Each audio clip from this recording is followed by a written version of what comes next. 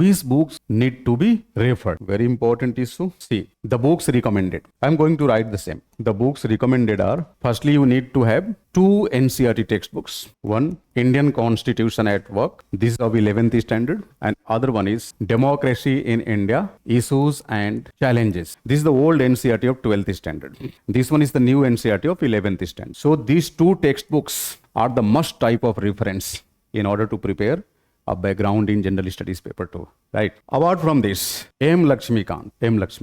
Yes, every beginner is supposed to start with NCERTs. So I'm telling about the same things. I mean resources only, Then it comes a guidebook. You can say you can also call it reference book. M. Lakshmikant. It's a very good book. You are recommended to go through this book, keeping in mind what your syllabus tells you. See, governance is basically a terminology which was coined by one Western political thinker named Plato. Plato was basically a Greek political thinker, and he is believed to be the father of political philosophy. Plato once used the term kubernao. Kubernao is basically a Greek term. The literal meaning of kubernao is the functions or the functioning. In Devanagari it is called Parichalan. And in due course of using the term kubernao or functioning, he had also indicated that he was discussing about government's functioning, and thereby the term governance was coined once kubernao was transformed into Latin word. From Latin it was transformed into English word. So Greece to Britain, a particular term got a greater degree of transformation from kubernao to governance, which is in Hindi referred to as abhishashan. How can we make notes effectively while studying NCERT? See, in due course of studying NCERT, you are not supposed to make your notes. There is no need to make notes. Just go through the textbook thoroughly. Wherever you find certain important points, please tick them out. And once you ticked out the important things, in due course of revision, it will be easier for you to get them revised. There is no need to make notes, because in initial round,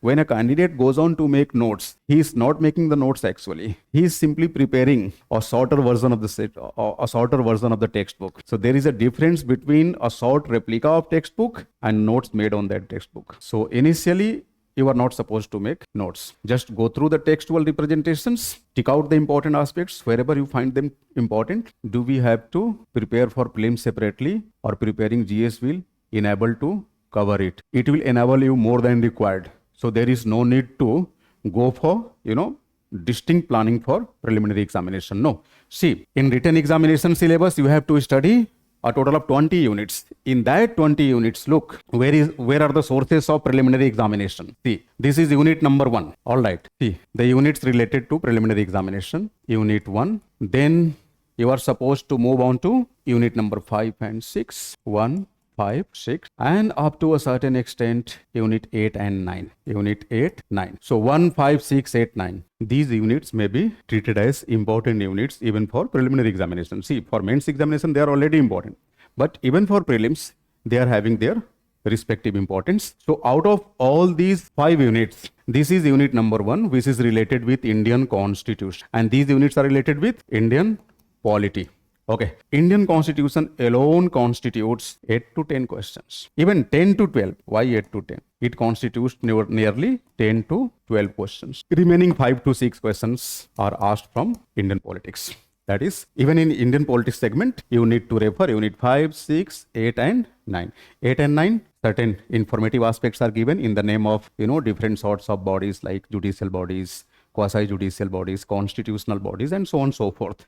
Okay, in 5 and 6, you have to study about different governing organs like executive, legislative, judiciary. Okay, and look, for unit number 1, which alone carries 10 to 12 questions. Out of these 10 to 12 questions, remember, 6 to 8 questions are based on the single facet of unit number 1, and the name of that single facet is, look, significant provisions of Indian Constitution, important provisions of Indian Constitution, preamble, fundamental rights, DPSPs, fundamental duties. Up to a certain extent, citizenship can also be referred. Union and its territories can also be referred, though union and territory will be studied when you move on to unit number 2. Okay, so unit number 1 unit number 1 is highly important for preliminary examination, though it also has its own importance in written examination, but for prelims, it carries greater importance, each and every dimension of syllabus properly. Apart from these 3 books, these 3 books are not your textbooks. They are basically the reference books. Reference books means you will be guided to refer certain important dimensions from these books. Otherwise, the classroom program will be more than enough.